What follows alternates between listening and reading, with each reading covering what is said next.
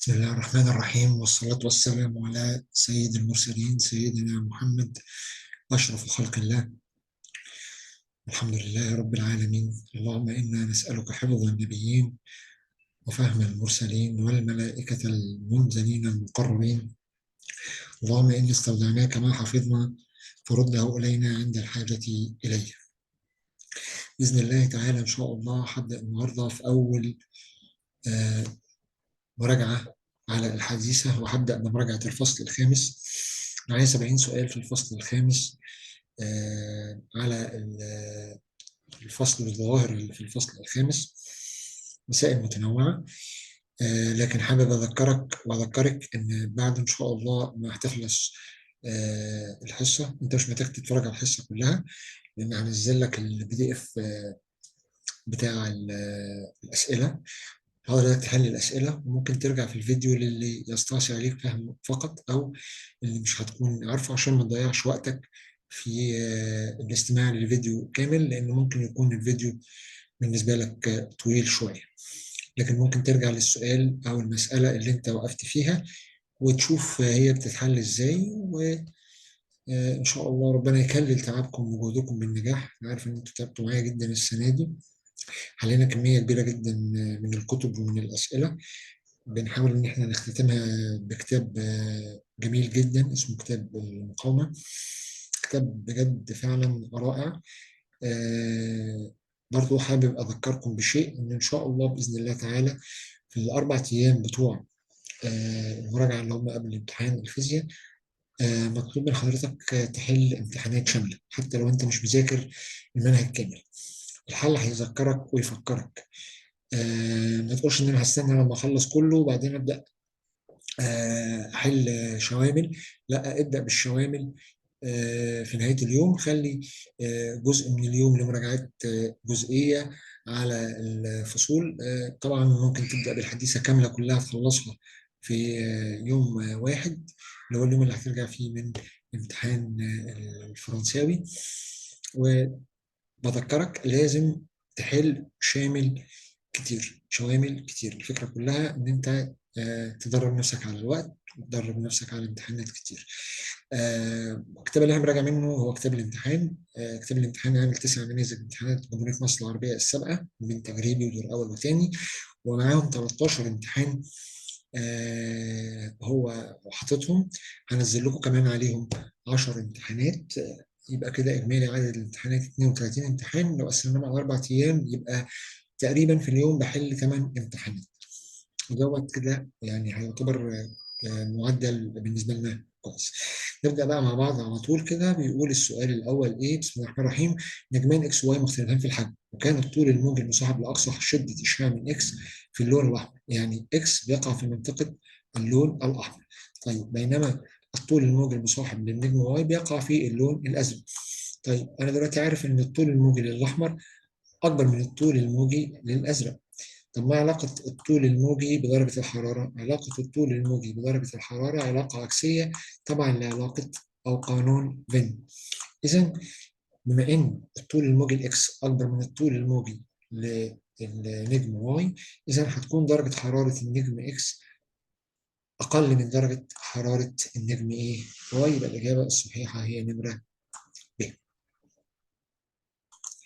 السؤال الثاني بيقول الشكل المقابل يمثل العلاقة البينية بين شدة الإشعاع الصادر من جسم طاهي والطول الموجي للطيف المنبعث عند درجة حرارة معينة.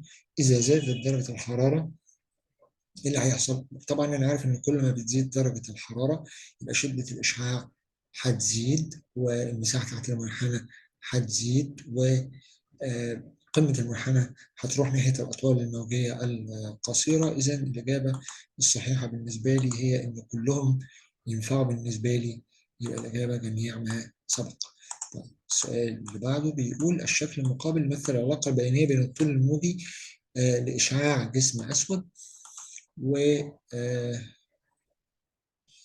شدة إشعاع في منحنى بلانك لجسمين 2 1، فإن النسبة بين درجة الحرارة تي 1 على تي 2. طب دلوقتي لو أنا عايز أجيب تي 1 وأقسمها على تي 2، يبقى أنا محتاج أجيب لندا 2 وأقسمها على لندا 1. طيب هي لندا 2 بكام؟ لندا 2 ب 1200. على المنحنى أو على الرسمة. طيب ولندا واحد بتساوي كام؟ لندا واحد بتساوي 300. يبقى 1200 على 300 يبقى هتبقى الإجابة 4 على 1، يبقى الإجابة نمرة د.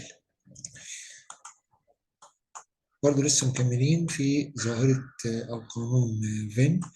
السؤال بيقول جسم أسود مثالي ساخن درجة حرارته كانت 300 كانت 1000 كلفن، الطول الموجي المصاحب لأقصى شدة إشعاع هو لمبة.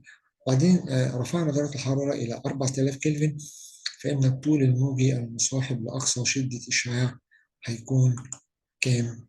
تعال نشوف. دلوقتي أنا عارف إن طبعا العلاقة فين برضه زي ما إحنا قلنا إن لندا واحد على لندا اتنين هتساوي تي اتنين مقسومة على تي واحد. طيب هو قال لي كان درجة حرارته 1000 وتسخن ل 4000، يبقى احنا هنقول 4000 اللي هي درجة الحرارة الثانية على 1000 اللي هي درجة الحرارة الأولى بتساوي لندا واحد على لندا اتنين. طيب هو قال لي إن لندا الأولانية كان اسمها لندا. طيب وأنا عايز أجيب لندا ايه اتنين. طبعا هنا بالاختصار هيطلع الناتج دوت كأنه 4 على واحد. طيب يبقى أنا دلوقتي لو أنا عايز أجيب لندا اتنين هعمل طرفين فاصلتين، يعني 4 لندا اتنين بتساوي لندا، ومن هنا هنلاقي إن لندا اتنين هتساوي لندا على 4 أو 25 من 100 لندا. يبقى الإجابة الصحيحة بالنسبة لي هي الاختيار رقم د. يبقى زي ما قلنا يبقى الاختيار رقم د اللي هي ربع لندا. السؤال اللي بعد كده هو بيقول الشكل المقابل يمثل علاقة بين الطول الموجي للإشعاع الصادر من الجسم وشدة الإشعاع في المنحنى البلانك في أي منطقة. إذا كانت المنطقة A B تقع في الضوء المرئي، المنطقة اللي هي ما بين A و B ديت بتقع في منطقة أو في نطاق الضوء الإيه المرئي ما بين A و B. طيب أنا دلوقتي المنحنى ده يعتبر طيف مستمر، وده بيشمل جميع الأطوال الموجية. يعني مثلا الجزء اللي هنا ده كده بيقع في منطقة الأشعة تحت الحمراء، وعندي الجزء اللي هو على اليسار ده بيقع في منطقة الأشعة فوق البنفسجية، وعندي النطاق اللي في النص دوت بيقع في نطاق الضوء المرئي. يبقى إذا هذا الطيف بيشمل جميع الأطوال الموجية، إذا هو سيكون صادر من الشمس. أما لو كان صادر من مثلا سطح الأرض، يبقى لو كان من سطح الأرض كان كله هيقع في منطقة الأشعة تحت الحمراء. لو كان مصباح كهربي ما كانش هيقع جزء منه في منطقة أو في نطاق الأشعة الفوق البنفسجية، كان هيبقى 20% ضوء مرئي و80% حرارة. كذلك برضو بالنسبة لقطعة الفحم المتقطة. طيب في أنبوبة أشعة الكاثود إذا زاد فرق الجهد المطبق بين الأنود والكاثود من 500 إلى 2000، فإن أقصى سرعة للإلكترونات تساوي كام؟ طيب هنا هنعتبر إن هي مسألة وهنحاول إن إحنا نحلها. وهنا هو عايز يعرف لما فرق الجهد زاد من 500 فولت إلى 2000 فولت فإن أقصى سرعة إيه اللي هيحصل لها؟ هتقل للثلث ولا هتزداد للضعف ولا هتزداد 3 أمثال ولا هتزداد 4 أمثال؟ طيب نحاول نحط العلاقة اللي إحنا هنشتغل عليها. إحنا عارفين إن إي في اللي هي الطاقة الكهربية بتساوي نص ام الكترون في تربيع، طبعا ده في انبوبه السي ار تي. طبعا بالنسبه لنا هنا هيعتبر الاي ده ثابت والام كمان ثابت، اذا هنلاقي ان العلاقه اللي ما بين فرق الجهد وما بين مربع السرعه علاقه طرديه. يبقى احنا لو قلنا ان في واحد اللي هي فرق الجهد الاولاني على فرق الجهد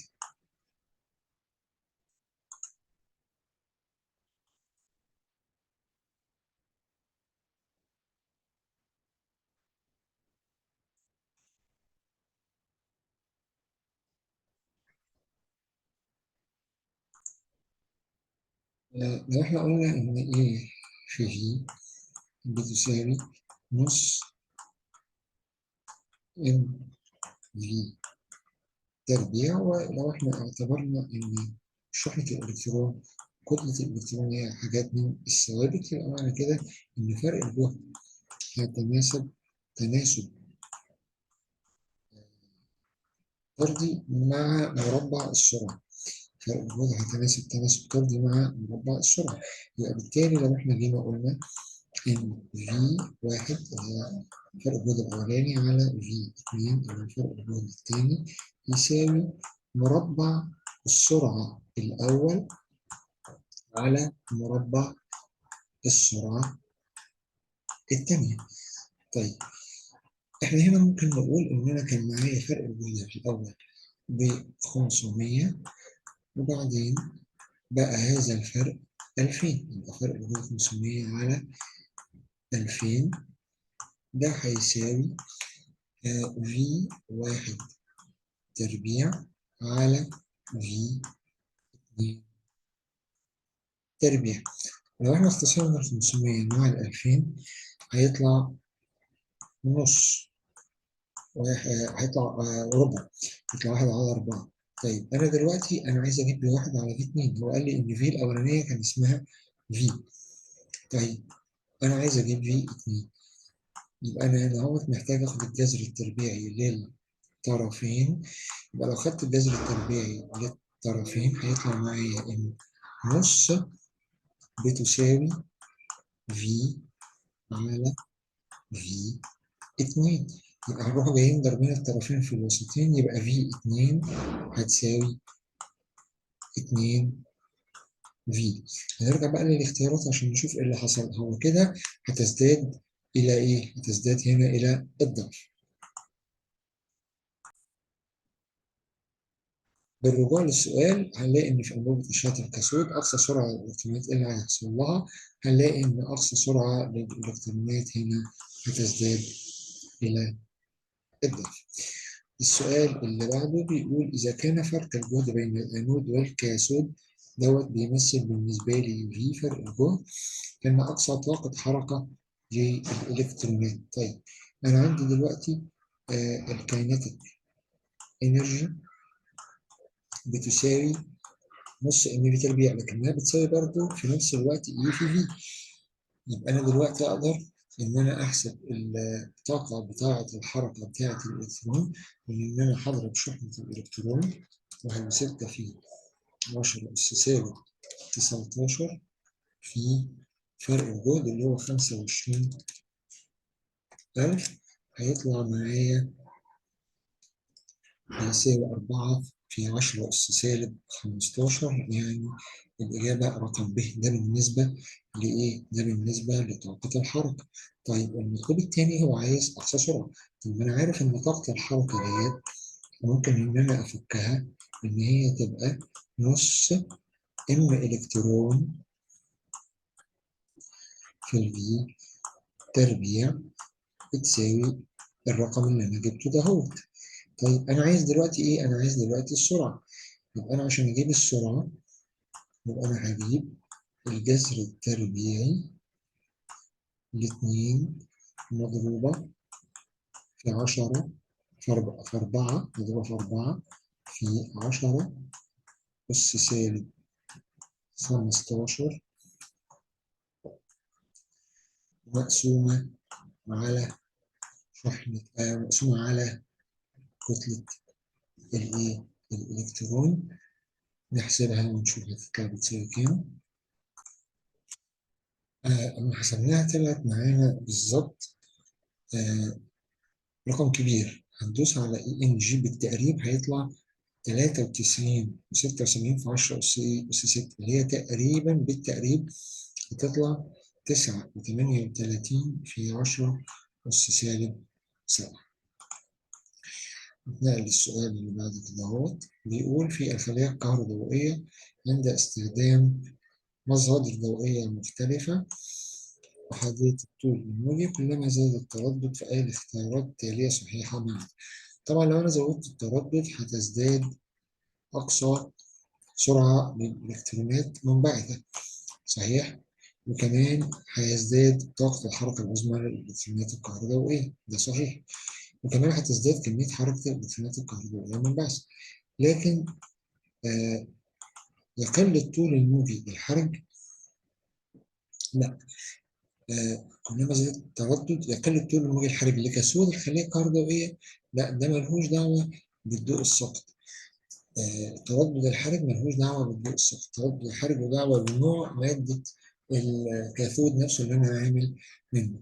لكن لو كان قال لي يقل مثلا الطول الموجي للضوء الساقط، ماشي، انما يقل الطول الموجي للحرج لا، لان هو ملوش علاقه بالنسبه لي هنا هو في السؤال. السؤال اللي بعد كده بيقول سقط ضوء حادي اللون على سطح معدن في الفراغ فانبعثت منه الكترونات كهروضوئيه. جميل جدا. فاذا زادت ايه؟ فاذا زادت الشده بتاعه الضوء، خلي بالنا من الحته دي، زادت ايه؟ شده الضوء اللي ساقط ده للضعف، فإن أقصى طاقة حركة. هل الشدة ليها علاقة بطاقة الحركة؟ احنا اتفقنا قبل كده إن الشدة بتزود شدة والطاقة بتزود طاقة. الشدة زادت يبقى هتزود الشدة، هتزود عدد الفوتونات، لكن مش هتزود طاقة الحركة، وبالتالي هتنطلق هذه الإلكترونات عددها كتير صحيح، بس بنفس طاقة الحركة اللي هي طلعت بيها، اللي هي 2 في 10 أس سالب 19. السؤال اللي بعد كده هو بيقول في الخلية الكهروضوئية ماذا يحدث إذا سقط ضوء أحادي الطول الموجي؟ له طول موجي يساوي نص الطول الموجي الحرج. معنى إن هو طول الموجي بيساوي نص الطول الموجي الحرج معناه إن هو بيساوي ضعف التردد.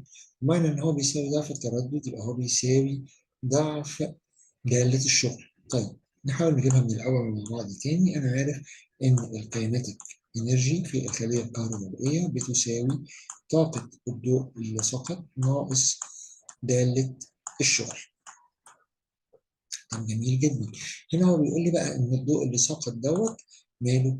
الضوء اللي سقط دوت هنا هو كان بطول موجي نص الطول الموجي الحرجي. يعني أنا ممكن أشيل بإيدي دلوقتي كده وأحط مكانها 2 يورك. يبقى ده 2 يورك لأن هو طول الموج نص الحرف، يبقى تردده بالضعف، يبقى طاقته بالضعف، يبقى هو ضعف التردد أو ضعف الإي وورك ده الشغل.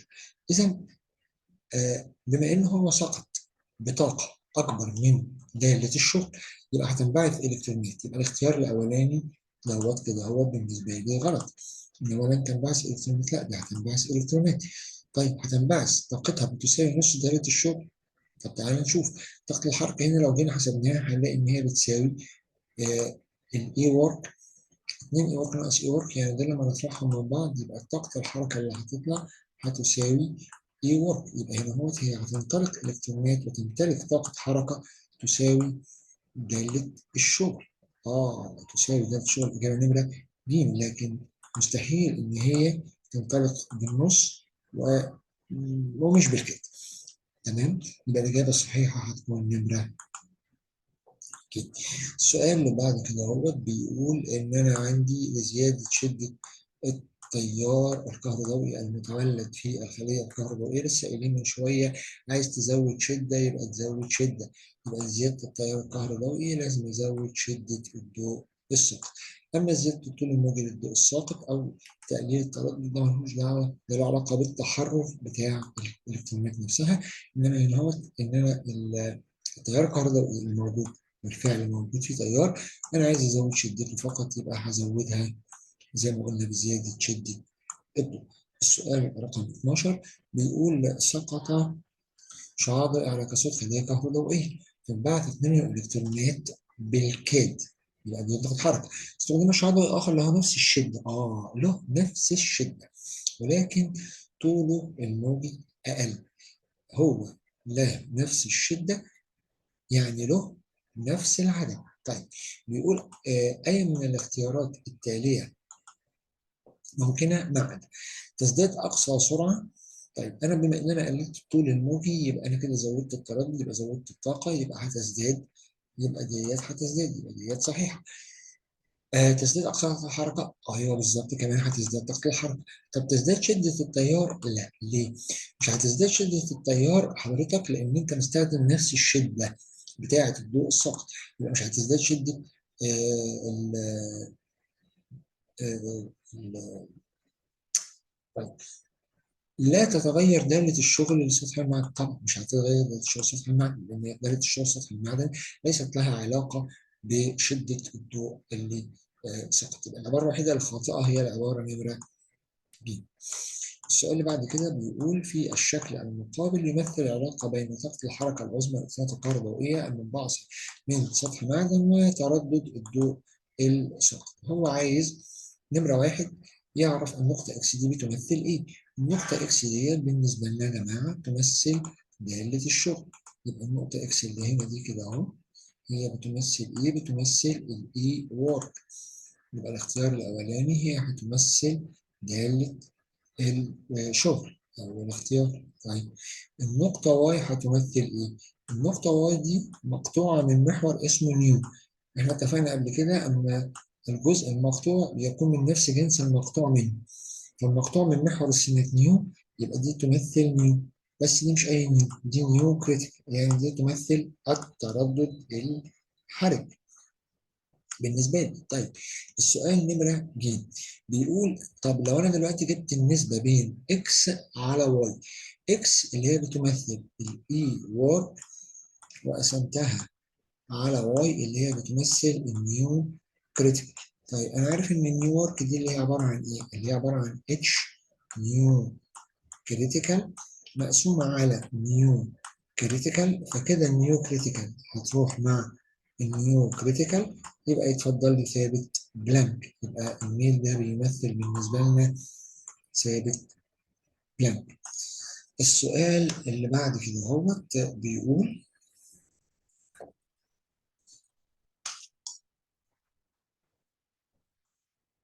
بس كده عشان ايه ننزل على السؤال اللي بعده.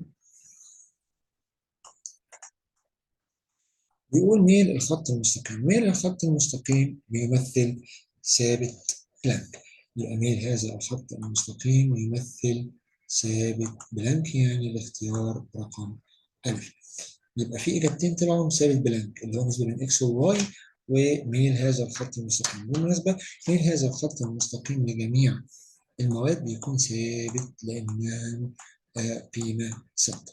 السؤال اللي بعد كده بيقول أي الأشكال التالية مثل العلاقة بين طاقة الحركة العظمى للإلكترونات وشدة الضوء؟ تاني بنأكد على إن طاقة الحركة، هو قال لي نيو بتاع الضوء أكبر كمان من نيو كريتيكال ماشي، بس طاقة الحركة ملهاش دعوة بالشدة، ليست من عواملها. الشدة تزود شدة والطاقة تزود طاقة.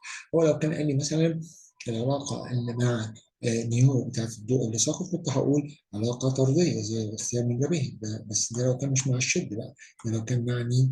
مع نيو. كنت ممكن اختاره مثلا لو مع لندا في الاختيار نمرة د، لو هو عايز علاقة بين طاقة الحركة ولندا. العلاقة هنا هتكون علاقة عكسية، ان كل ما الطول الموجي بيزيد طاقة الحركة هنا هو بتقل. طيب السؤال اللي بعد كده هو مسألة بتقول سقط ضوء أحادي الطول الموجي على سطح معدن التردد الحرج ليه 4 في 10 أس 14، انبعثت إلكترونات كهربائية طاقة حركتها ب 2.5 إلكترون فولت، فإن تردد الضوء السقط. طيب تعالى نشوف هنحل المسألة دي إزاي مع بعض. المسألة بتقول لي إن أنا معايا ضوء سقط على معدن دالة تردده الحرج ب 14 أس 14 بطاقة إلكترون بطاقة 2.5. هنحط المعادلة بتاعتي اللي هي بتقول إن الكايناتيك إنرجي بتساوي طاقة الضوء اللي سقط ناقص دالة الشغل. طيب أنا دلوقتي معايا طاقة الحركة ب2.5 إلكترون فولت، يبقى أنا هنا في تحويل بالنسبة لي إن أنا هضرب 2.5 اللي هم بوحدة إلكترون فولت في شحنة الإلكترون اللي هي 1.6 في 10 أس سالب 19 هتساوي طاقة الضوء اللي هي بتمثل بالنسبة لي اتش في نيو ناقص اي ورك اللي هي اتش في نيو كريتيكال. طيب ممكن ناخد اتش عامل مشترك، ممكن ناخد اتش عامل مشترك هنا اهوت ونقول ان اتش في نيو ناقص نيو كريتيكال. يبقى انا معايا 2.5 هضربها في شحنة الإلكترون. طيب ما تيجي بالمرة بقى كمان نقسم على اتش في الطرفين، يبقى على اتش بتساوي نيو للضوء اللي ساقط ناقص نيو كريتيكال. طيب أنا دلوقتي هحسب 2.5 في اي على اتش، واللي هيطلع دوت نشوف هعمل بيه ايه. معايا 6 في 10 أس 14. طيب ده بيساوي طاقة الضوء اللي هو عايز يعرفها ناقص نيو كريتيكال اللي هو مدياني في المسألة 4 في 10 أس 14. طيب هنودي الأربعة في 10 أس 14 الناحية التانية، هي بالسالب هتروح بالموجب، يطلع معايا تردد الضوء الساقط 1 في 10 أس 15، والوحدة هتبقى هرتز. يبقى بالرجوع للمسألة أنا هنا هختار الاختيار رقم ألف أو الاختيار. طيب السؤال اللي بعد كده بيقول إذا علمت أن دالة الشغل لسطح معدن ب 3.6 إلكترون فولت، عايز أقل تردد لضوء أحادي يعمل على انبعاث إلكترونات. أنا عارف إن التردد الحرج هو عبارة عن إيه؟ هو عبارة عن أقل تردد يكفي لتحرك الإلكترونات من سطح المعدن دون يكسبها طاقة حركة.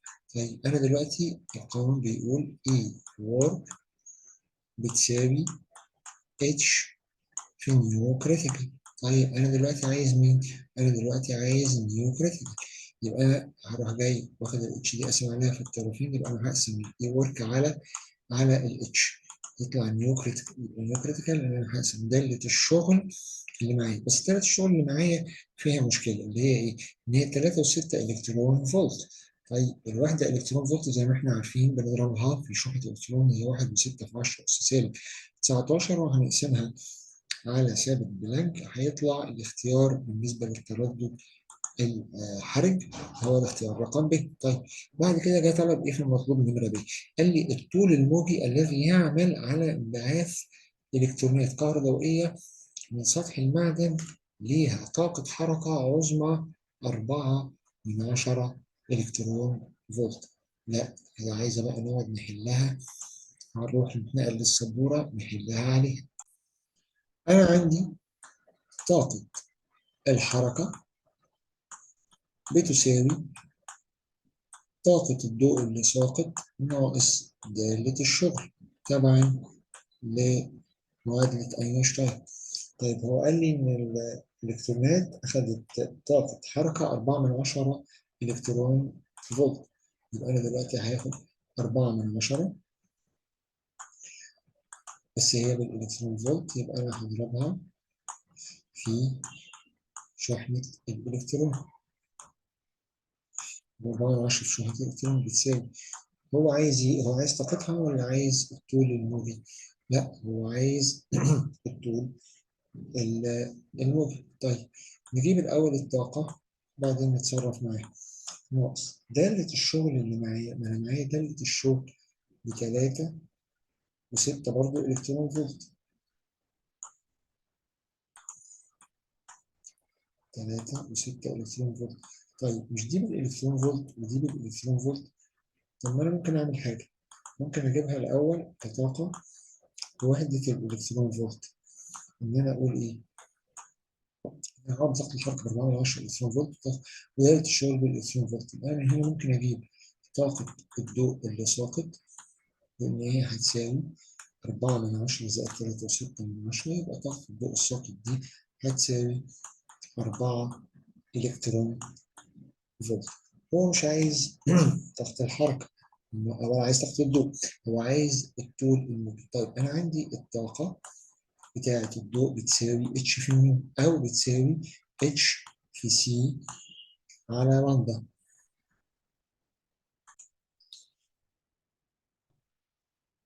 اتش مضروبة في سي على لندا، يبقى دي هي طاقة الضوء.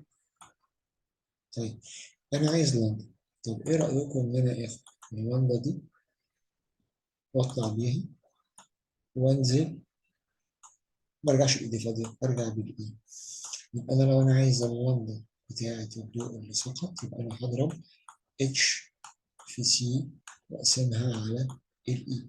كده كده معايا الاتش وكده كده معايا السي، يعني معايا سالب بلانك بستة 625 في 10 أس 37، والسرعة دول موجودين هحسبهم هنا.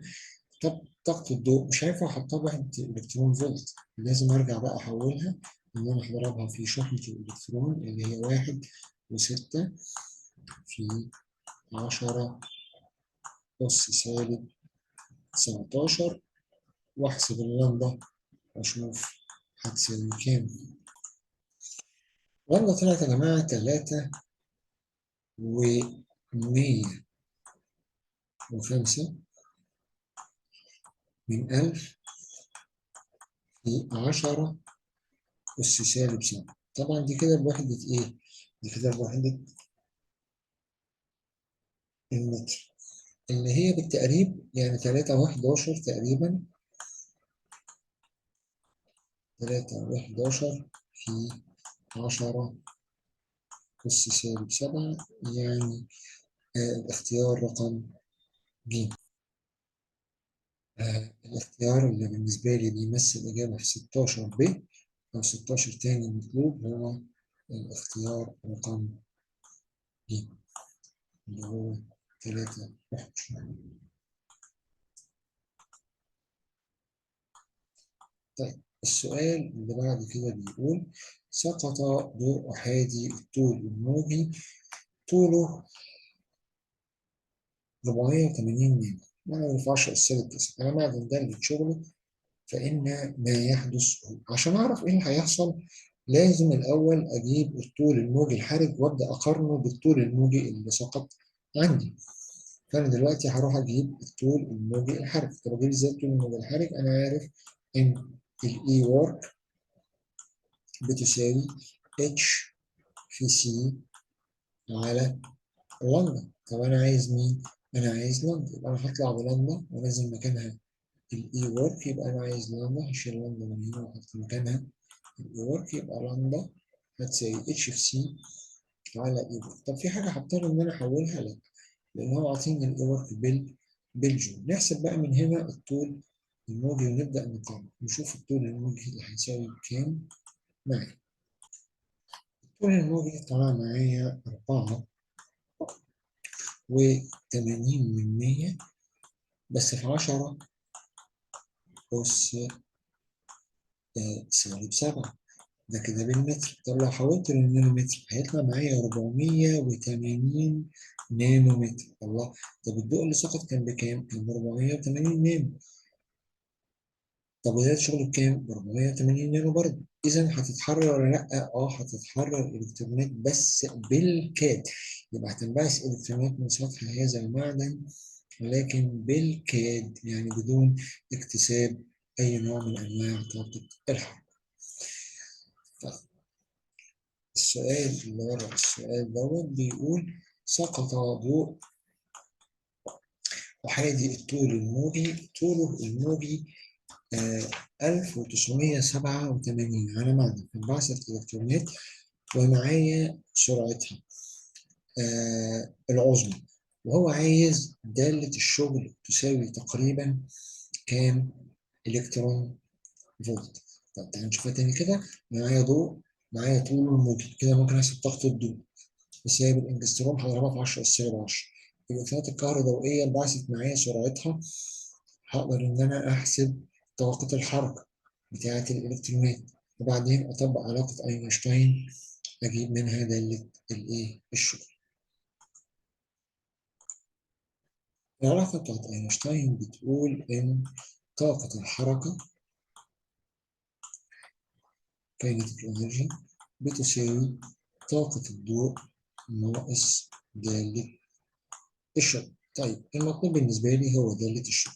طبعا هضطر إن أنا أفك الكاينتيك إنرجي، لأن أنا هقول نص ام إلكترون مضروبة في الفي تربيع. كمان هفك الطاقة بتاعت الضوء ب H في C على اللمبة ناقص الإي وورك. نبدأ نعوض. أنا دلوقتي معايا أهو نص كتلة الإلكترون هتبقى 9.1 في 10 أس سالب 31 مضروبة في مربع السرعة اللي هو 8.89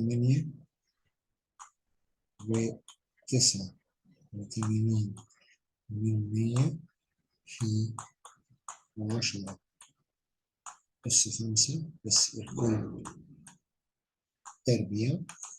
الكلام دوت هيساوي اتش اللي هو سالب بلانك 625 في 10 أس 34 في سي سرعة الضوء 3 في 10 أس 8 على اللمبة اللي هو 1987.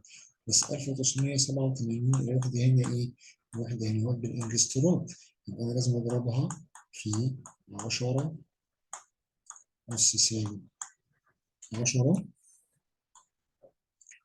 الكلام دوت ناقص الإي ورك. يبقى لو أنا عايز أجيب الإي ورك بمنتهى البساطة، كل اللي أنا هعمله هحسب المقدارين وأطرحهم من بعض يطلع معايا الإي ورك.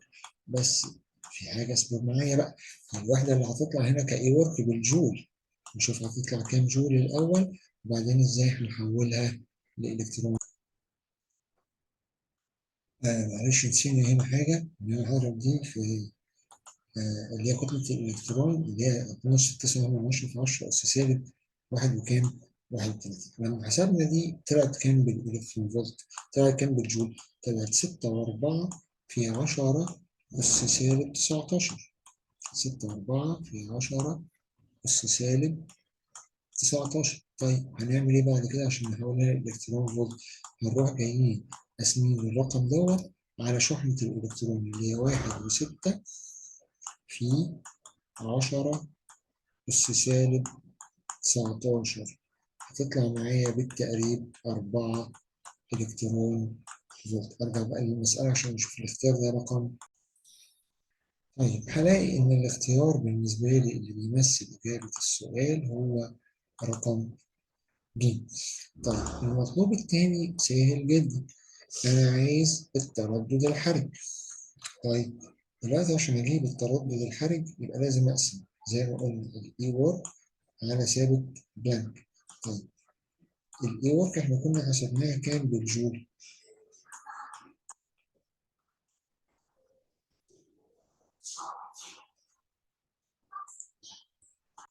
طيب إحنا كنا طلعناه 6.4 في 10 أس سالب 19.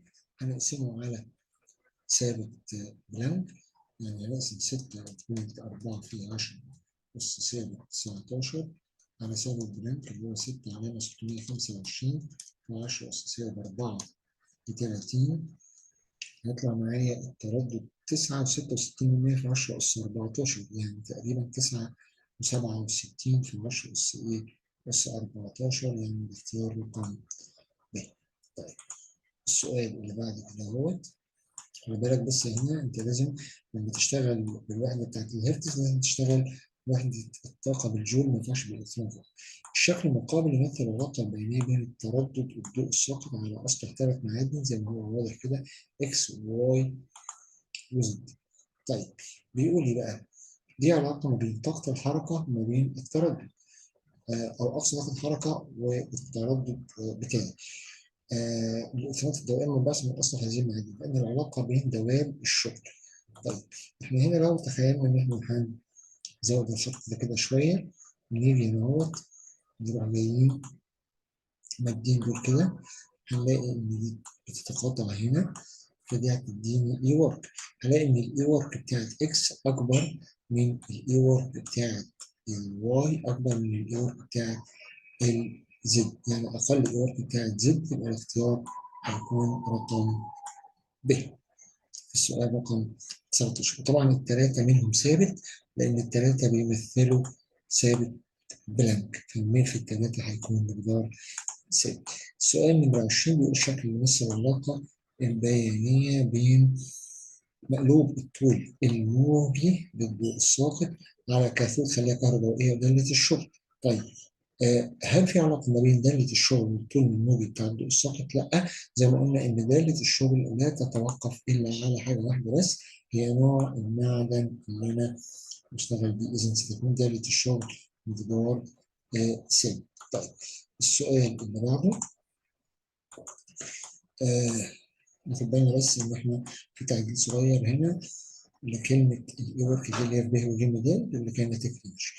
بتقول سقط ضوء حد الطول الموجي طوله لمبة على معدن ده شغله إيورك، فكانت طاقة الحركة العظمى اللي منبعثها كاينتيك إنرجي. طب سقط ضوء أحادي اللون طول الموجي كام؟ لمبة على 3، يعني تلت لمبة، يعني قل الطول الموجي للتلت. طب لما الطول الموجي هنا يقل التلت يبقى معناها ان التردد زاد 3 أضعاف أو الطاقة زادت 3 أضعاف، يعني أنا أسقطت ضوء ب3 أضعاف. فإذا طاقة الحركة هي هتزيد، هو عايز يعرف بقى هتزيد قد إيه؟ طبعا مش هتساوي دي خالص، هي هتزيد بقد إيه؟ طيب عشان أتخيل الموضوع دوت أنا هتخيل إن أنا عندي معدن ده اللي شغله مثلا كانت 2 إلكترون فولت، زي مثلا نيجاتيف إلكترون فولت، وأنا أسقطت ضوء بطول موجي أو بطاقة معينة وليكن مثلا 10 إلكترون فولت، يبقى دي كده طاقة أكبر من دالة الشغل، يبقى الإلكترون ده هيتحرر بطاقة حركة 8 إلكترون فولت. طيب لو أنا بقى تخيلت إن أنا هزود تردد الضوء الصوتي، طبعا دالة الشغل هتفضل زي ما هي ب 2 إلكترون فولت.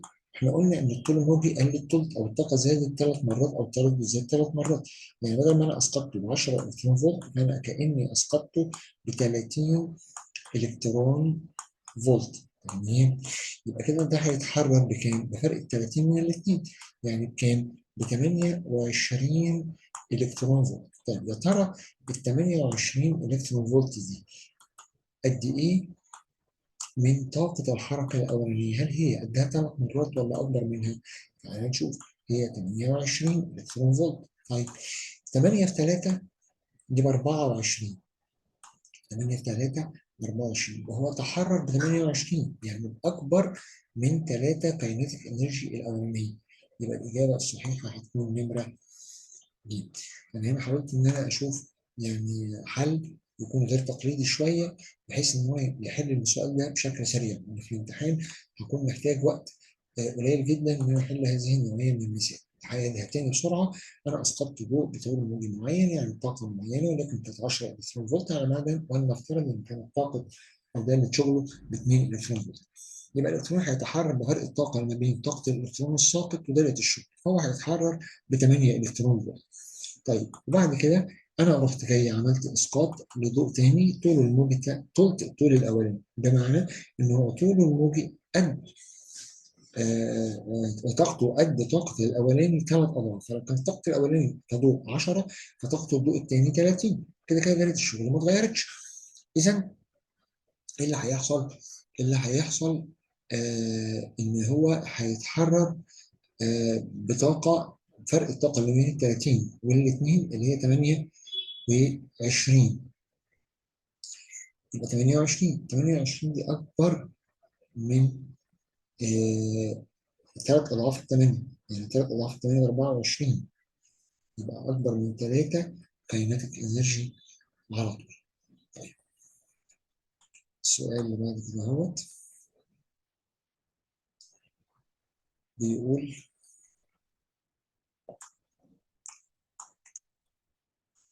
الشكل المقابل يمثل العلاقة البينية بين أقصى طاقة حركة للإلكترونات الكهربائية انبعاثة من سطح المعدن وتردد الضوء الساقط نيو، فالاختيار الصحيح الذي يمثل نيو واحد ونيو اتنين. احنا لو بصينا دلوقتي على نيو واحد هنلاقي إن نيو واحد دي كده بالنسبة لي بتمثل التردد الحركي. طيب الميل هنا هو إيه؟ الميل هنا هو يمثل ثابت بلانك، يبقى الميل ده بيمثل ثابت بلانك.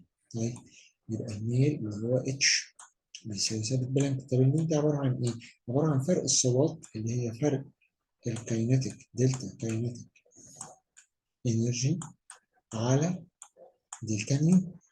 طيب دلوقتي لو احنا على المسألة ديت وجينا خدنا نقطتين، ولكن خدنا النقطة نيو واحد وخدنا النقطة اللي في الآخر دي خالص، دول نقطتين. ده كده فرق النيو اللي ما بينهم، فرق النيو اللي ما بينهم اللي هو عبارة عن 2 و3 ناقص نيو واحد، بس ما ننساش مضروبة في 10 أس 15. طيب ده كده الفرق اللي على محور الإيه؟ السينات اللي هو هنحطه تحت في المقام.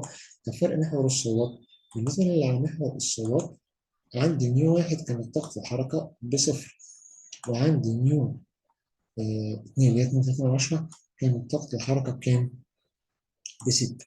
يبقى لو أنا عايز أجيب فرق الصوت عن فرق السينات وأساويه بثابت بلانك، فأنا هقول إن أنا كان معايا طاقة حركة، هنفتح قوس كده بس صغير وهنقول 6 ناقص صفر، اللي هي طاقة الحركة التانية ناقص طاقة الحركة الأولانية. بس ما ننساش إن دي بالإلكترون فولت، يبقى أنا لازم أضربها في شحنة الإلكترون بالنسبة لي. طيب مقسومة على التردد، أنا هطرح التردد التاني اللي هو 2.3 ناقص التردد الأولاني. منساش إن على محور السينات دول مضروبين في 10 أس كام؟ أس 15. ومن هنا أبدأ أحسب نيو واحد وأشوف هي هتساوي كام.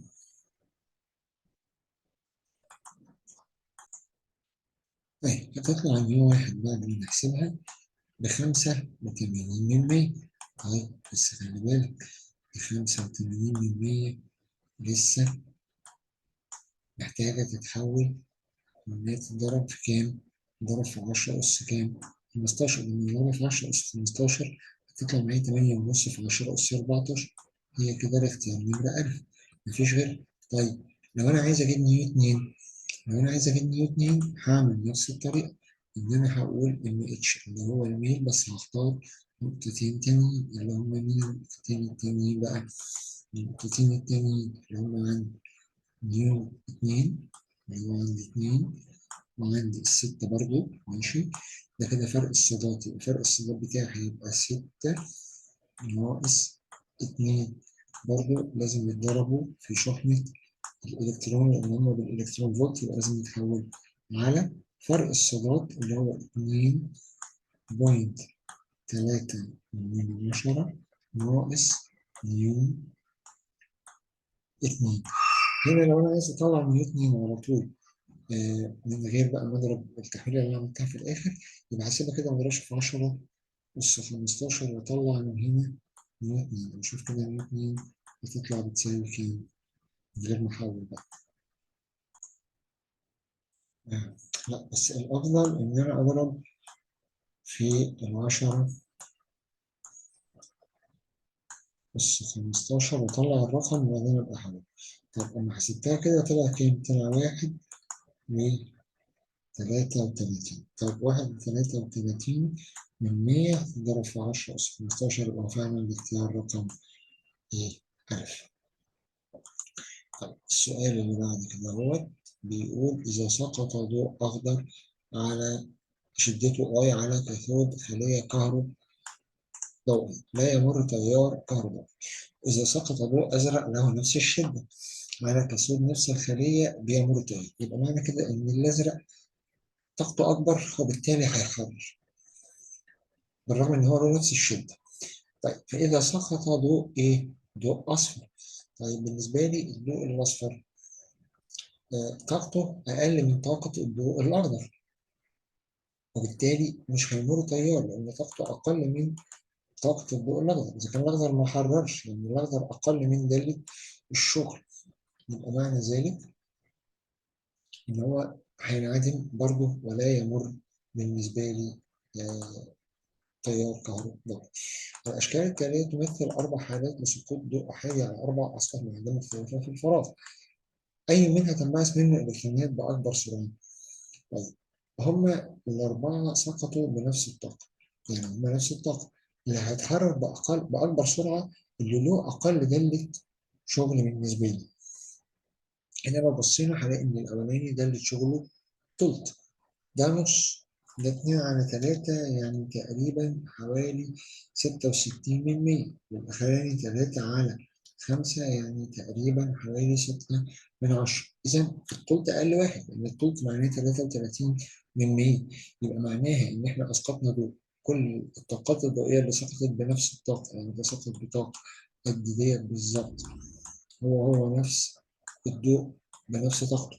طيب هو عايز اللي هيحرك بأكبر طاقة حركة هنا هو، يبقى اللي هيحرك بأكبر طاقة حركة هنا اللي اتاخد منه أقل طاقة، يبقى اللي المعنى إن له ده اللي تشوف أقل ما يمكن بالنسبة لي. طيب نيجي عند السؤال 25، بيقول سقط ضوء أحادي الطول الموجي طول مدة 500 على سطح كثيف خلايا كهربائية دالة شغلها 2.46، فإن قيمة فرق الجهد اللازم تطبيقه بحيث تنعدم شدة التيار الكهربائي أو جهد إيه؟ أو جهد الإيقاف. طيب تعالوا نشوف هنحلها إزاي مع بعض. أنا عندي كاينيتيك إنرجي بتساوي نص ام في تربيع، بس هي كمان بتساوي اي في في. طيب الكاينيتيك إنرجي اللي هي بتساوي اي في ديت بتساوي طاقة الضوء اللي سقط ناقص دالة الشغل. طيب هو عايز حاجة اسمها جهد الإيقاف، يعني هو عايز فرق الجهد ده. يبقى أنا عشان أجيب فرق الجهد ده كل اللي أنا هعمله إن أنا هجيب طاقة الضوء وأطرح منها دالة الشغل، واللي يطلع ده هقسمه على شحنة الإلكترون. طيب طاقة الضوء هجيبها كده على جنب.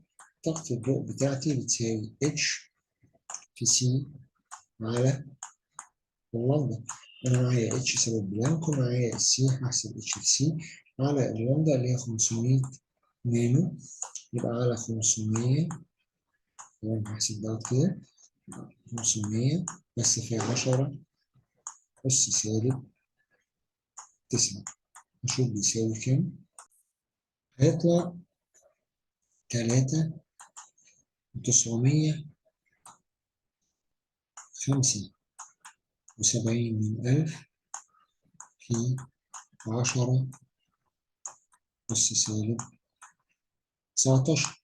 طيب حاجة برضه على جنب وأحسب دالة الشغل.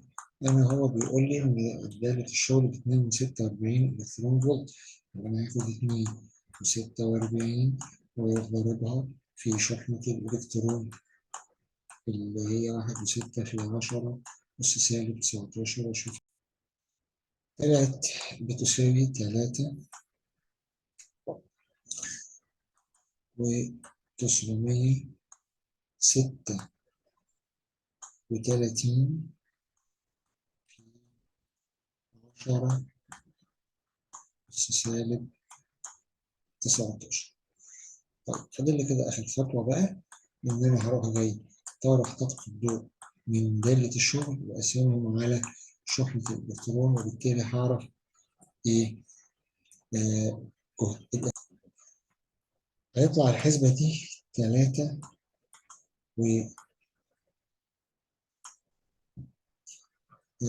والفرق نفسه آسف، آه، الفرق هيطلع 3.9 في 10 أس سالب 21. لما هقسمه على شحنة الإلكترون هيطلع 100.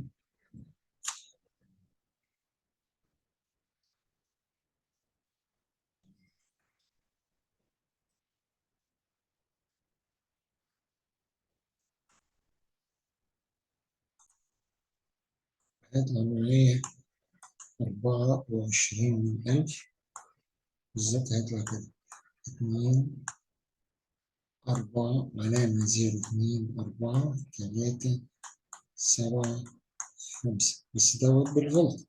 أنا عايز أحوله لملي فولت، هضرب في 1000 هيطلع معايا بالظبط 24 و375 من 1000 فولت. يعني هيكون الاختيار رقم د. طيب السؤال اللي بعد كده بيقول سقط شعاعين ضوئيين طاقتهم على الترتيب 1 إلكترون فولت ونص إلكترون فولت على حدة على سطح فلز دالة الشغل بتاعت سطح نص، فتكون النسبة بين أقصى سرعة للإلكترونات كام على كام؟ طيب تعالوا نشوف هنحل برضه ديت إزاي. أنا معايا شعاعين، المعدن اللي أنا أسقطت عليه هو نفس المعدن، يعني المعدن بتاعي له نفس دالة الشغل. بكام دالة شغله؟ بنص إلكترون فولت. يبقى ده دالة شغله نص إلكترون فولت، ودوت كمان دالة شغله نص إلكترون فولت. أنا أسقطت على الأولاني ضوء بطاقة 1 إلكترون فولت، يبقى كده الإلكترون اللي هيتحرر من الأولاني هيكون الفرق ما بينهم، يعني هيكون بنص إلكترون فولت. بالنسبة للتاني، التاني أنا أسقطت عليه ب2.5 إلكترون فولت. طيب هياخد منه نص إلكترون فولت ويتفضل لي 2 إلكترون فولت طاقة حركة التاني. يبقى أنا معايا طاقة حركة الأولاني نص وطاقة حركة التاني 2. طيب هو مش عايز النسبة بين طاقة حركة الأولاني وطاقة حركة التاني، أمال عايز إيه؟ عايز النسبة بين سرعة الأولاني وسرعة التاني. طب مش أنا عارف إن طاقة الحركة بتساوي نص ام في تربيع؟ اه، طاقة حركة الإلكترون نص ام في تربيع. طيب ما هي كده كده طاقة الحركة ثابتة، يبقى لو أنا جيت قلت أنا عايز في 1 تربيع على في 2 تربيع، يبقى هتساوي كاينتيك انرجي للأولاني على كاينتيك انرجي للتاني. طيب لو أنا عايز الفي بقى نفسها على الفي، يبقى لو أنا عايز في 1 على في 2، يبقى أنا كل اللي أنا هعمله إن أنا هجيب الجذر التربيعي لكاينتيك انرجي 1 على كاينتيك انرجي 2. طيب كاينتيك انرجي 1 كانت بكام؟ كانت بنص، يبقى أنا هجيب الجذر التربيعي لنص على 2. نص على 2 يعني ربع، الجذر التربيعي لربع يطلع بنص، يعني هتطلع النسبة بتاعتها 1 لكام؟ ل2. نشوف بقى الاختيار ده نمرة كام. هيطلع الاختيار بالنسبة لي في السؤال 26 هو الاختيار نمرة ب. السؤال 27، الشكل المقابل يوضح سقوط ضوء أحاد اللون على كاثود خلية كهربائية إذا كانت طاقة الفوتون الواحد بتساوي دالة الشغل. فإن أقصى سرعة الإلكترونات الكهروضوئية من سطح المعدن، وهلاقي إن الراجل هنا عاطيني تحت الفي باتري، يعني يعتبر بالنسبة لي ده حاجة كده شبه جهد إيه؟ جهد الإيثار. طيب أنا دلوقتي لو جيت طبقت العلاقة اللي هي إيه؟ اللي هي كاينتيك إنرجي بتساوي طاقة الضوء ناقص دالة الشغل. أنا معيش ولا معلومة عن الحاجات دي خالص، بس أنا عارف إن الكاينتيك إنرجي بتساوي إيه؟ الكاينتيك إنرجي بتساوي نص ام في تربيع، وفي نفس الوقت الكاينتيك انرجي اللي هو هيتحرك بيه اللي هي عبارة عن ايه؟ فرق ايه؟ فرق جهد. يبقى انا هنا انا هو عايز يقول لي ايه؟ هو عايز يقول لي ان الاثنين دول تقريبا قد بعض، يبقى معناها ان طاقة الحركة بتساوي ايه؟ طاقة الحركة هنا هتساوي ايه؟ ايه في في. طيب هنشوف هنحلها ازاي دي مع بعض في الشاشة. زي ما قلنا مع بعض ان الاي في الفي بتساوي نص ام في تربيع. طب لو انا عايز السرعة، يبقى لو أنا عايز السرعة هقول إن هي بتساوي الجذر التربيعي لاتنين إي في فرق الجهد مقسومة على كتلة الإلكترون. طيب يبقى أنا هقول إن هي بتساوي الجذر التربيعي لاتنين في شحنة الإلكترون 1.6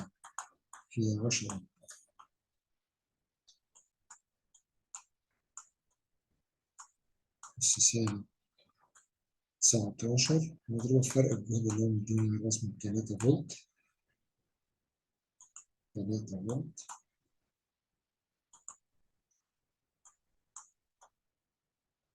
مقسومة على كتلة الإلكترون اللي هي 9.1 في 10 أس -31، هيطلع السرعة معايا 1.27 في 10 أس 6، اللي هي ممكن تتقرب ل1.3 تقريب 1.3 في 10 أس 6. يبقى هيكون الاختيار الصحيح بالنسبة لها اختيار نمرة ألف. السؤال رقم 28 بيقول في ظاهرة كوانتم تكون النسبة بين تردد الفوتون قبل التصادم إلى تردده بعد التصادم. طبعا أنا عارف إن تردده قبل التصادم كان أكبر من تردده بعد التصادم، وطاقته أكبر، وكل حاجة كانت أكبر قبل التصادم ما عدا طوله الموجي. طبعا بالنسبة للفوتون احنا قلنا ايه؟ احنا قلنا بالنسبة للفوتون في حاجة ثابتة وحاجة بتزيد والباقي كله بيقل بعد التصادم. الحاجة اللي ثابتة هي سرعته، لأن هو ضوء، موجات كهرومغناطيسية، سرعتها ثابتة. الحاجة اللي بتزيد هي طوله الموجي. بقية الحاجات بقى هتقل، طاقة حركته، كمية حركته وكتلته، كل الحاجات دي هتقل لأن جزء من هذه الطاقة ذهب إلى إيه؟ الالكترون. يبقى هو عايز التردد قبل التصادم اللي بعد التصادم يبقى هيكون اكبر من الواحد الصحيح. طيب ظاهرة كوانتم تثبت انها خاصية بالنسبة للفوتون. الفوتون احنا عارفين ان هو وراثيا ولده موجة، يبقى ظاهرة كوانتم هتثبت اللي مش موجود عنده. يبقى هتثبت ايه؟ هتثبت الظاهرة الجسيمية. اما العلاقة دي براولي اثبتت ايه؟ علاقة دي براولي اثبتت الخاصية الموجية للإلكترون، لأن الإلكترون ولد جسيم، وبالتالي عنوان الفصل ازدواجية الموجة والجسيم. السؤال 30 عند اصطدام فوتون من أشعة إكس بإلكترون حر في ظاهرة كوانتم فإن الكميات التالية تقل بالنسبة للفوتون بعد التصادم ما عدا زي لسه ما قايلين ما عدا الطول الموجي. طب السؤال 31 عند اصطدام فوتون من أشعة إكس بإلكترون في ظاهرة كوانتم الكميات التالية تتغير بالنسبة للإلكترون ما عدا. تعال نفتكر بقى الإلكترون إيه اللي حصل. الإلكترون قبل التصادم الإلكترون بعد التصادم في حاجة عنده قلت اللي هي طوله الموجي، وحاجة عنده ثابتة اللي هي كتلته، وبقية الحاجات زادت سرعته بقى وضغط حركته وكمية حركته. هو بيقول كل الكميات اللي اتغيرت ما عدا كتلته زي احنا لسه ما قايلين. طيب السؤال اللي بعد كده، السؤال بيقول في ظاهرة كمبيوتر أثناء فوتون ذو طاقة عالية بإلكترون في أي الأطوال الموجية ممكن يكون طول الفوتون مشتت. لو كان الفوتون قبل التشتت طوله الموجي لامدا يبقى هو بعد التشتت طوله هيزيد، إذا هو هيكون أكبر من لامدا، مش نص ولا ثلاث أرباع ولا لامدا، يبقى هيكون أكبر من لامدا، يبقى هو هيكون الاحتمال بالنسبة لي المرجح 1.5 إيه لامدا. طيب السؤال اللي بعد كده بيقول الشكل المقابل يمثل فوتون يصطدم بثلاث إلكترونات زد وواي وإكس في أي العلاقات بين التغير في سرعة الإلكترون. طيب الفوتون اللي سقط معايا هنا سقط بنفس الطاقة، يعني ده سقط بطاقة E وده سقط بطاقة E وده سقط بطاقة E، ولكن لما جم تشتت الإلكترونات اتشتتت. آه آه آه ب- الفوتون قصدي لما جاء اتشتت بطول موجي، ده 4 لامدا وده 3 لامدا وده 2 لامدا.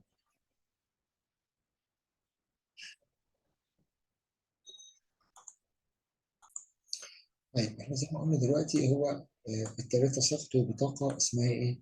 طاقة اسمها ايه؟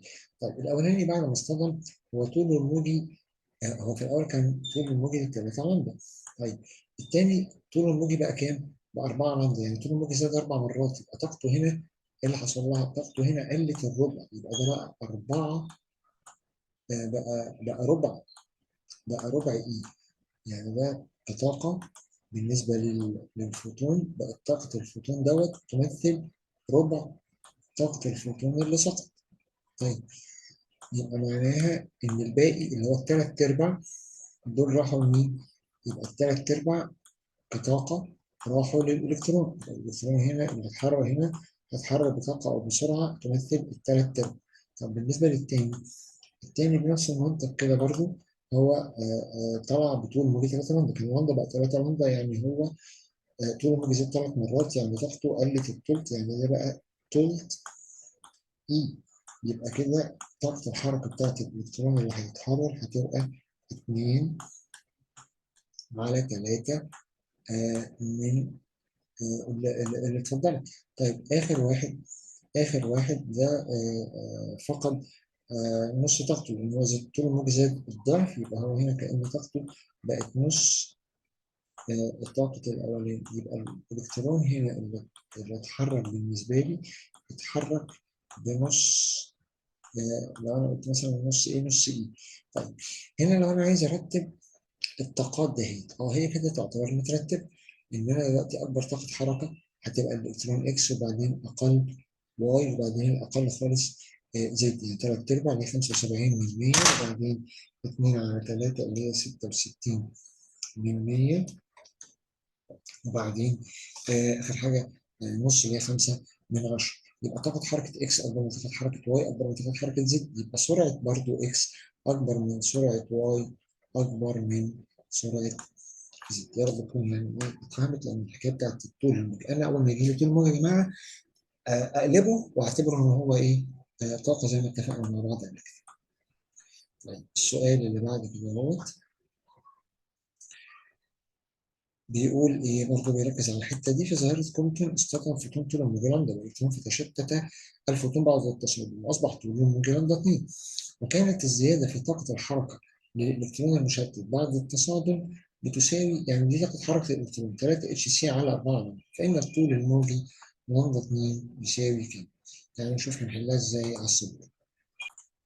لو احنا تخيلنا رسمه بسيطه للقصه اللي حصلت، انا معايا آه ظاهره كومبتون. كان معايا فوتون، الفوتون دوت سقط، كان طول الموجي اسمه لامدا، سقط على إلكترون. فاللي حصل إن الفوتون نفسه آه، اتشتت بطاقة مقدارها أو بطول موجي مقداره لامدا 2، وكان نتيجة دوت إن الإلكترون اكتسب طاقة حركة اللي هي فرق طاقة الحركة قبل اتصال والتصادم، لأن طاقة الحركة بتاعت الإلكترون قبل الاتصال باعتبار إن هو حر الحركة فهو ساكن، فبقت طاقة حركته الجديدة 3 اتش سي 3 اتش سي على لمبة. طيب دلوقتي طاقة الحركة بتاعت الفوتون بتاعي ده،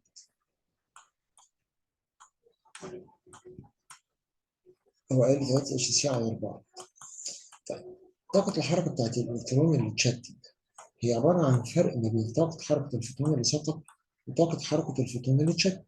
يعني يعني أنا دلوقتي هقول له إن طاقة حركة الإلكترون هتساوي طاقة حركة الإلكترون، الكائنات الإنرجي بتاعت الإلكترون هتساوي طاقة الفوتون اللي سقط، طاقة الفوتون الساقط ناقص طاقة الفوتون المشتت.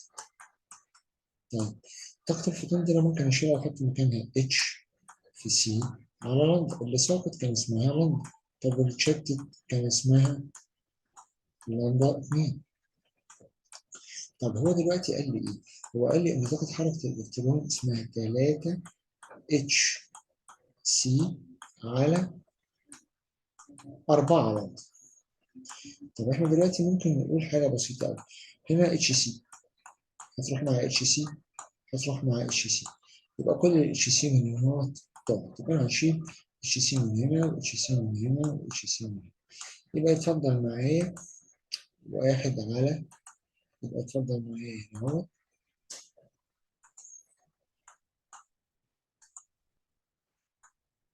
3 على 4 لندا بتساوي 1 على لندا ناقص 1 على لندا 2. احنا عايزين لندا 2. طيب خلي دي كده الأول على جنب، وبعدين تعالى نجيب دي هنا اهوت ونودي دي هناك مكانها.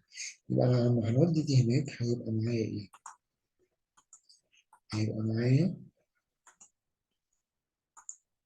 1 على لندا 2 هتساوي 1 على لامدا ناقص 3 على 4 لامدا. يعني كأني بطرح 1 من 3/4، يبقى يتفضل معايا 1/4